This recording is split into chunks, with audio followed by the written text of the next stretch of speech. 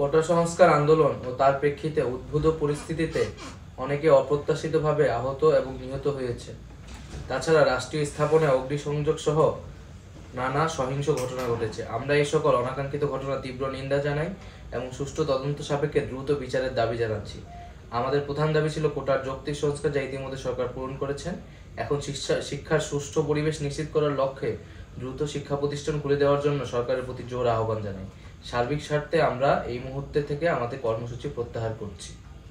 কোটা সংস্কার আন্দোলন ও তার প্রেক্ষিতে উদ্ভূত পরিস্থিতিতে অনেকে অপ্রত্যাশিতভাবে আহত এবং নিহত হয়েছে।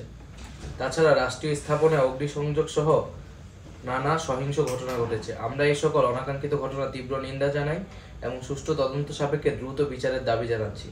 আমাদের প্রধান দাবি ছিল কোটার যৌক্তিক সংস্কার, যা ইতিমধ্যে সরকার পূরণ করেছেন।